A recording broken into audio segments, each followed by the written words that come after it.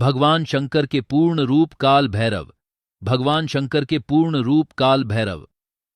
एक बार सुमेरु पर्वत पर बैठे हुए ब्रह्मा जी के पास जाकर देवताओं ने उनसे अविनाशी तत्व बताने का अनुरोध किया।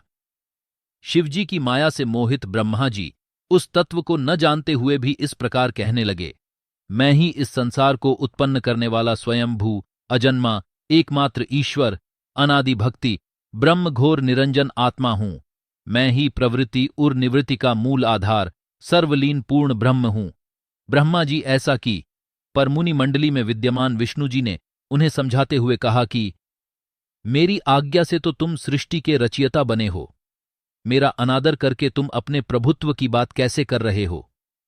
इस प्रकार ब्रह्मा और विष्णु अपना अपना प्रभुत्व स्थापित करने लगे और अपने पक्ष के समर्थन में शास्त्र वाक्य उद्घृत करने लगे।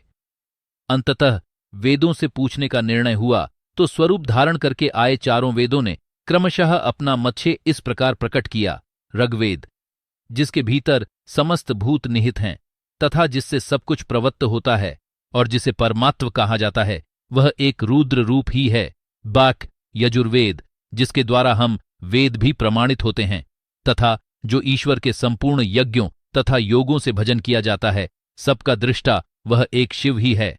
सामवेद, जो समस्त संसारी जनों को भरमाता है, जिसे योगी जन ढूंढते हैं और जिसकी भांति से सारा संसार प्रकाशित होता है, वे एक त्र्यंबक शिवजी ही हैं।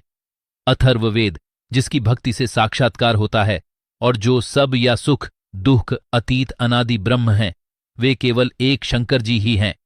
विष्णु ने वेदों के इस कथन को प्रताप बताते हुए नित्य शिवा से रमण करने वाले दिगंबर पीतवर्ण धूलिधू सरित प्रेमनाथ कुवेटाधारी सर्वावेष्टित वृपणवाही निःसंग शिवजी को परब्रह्म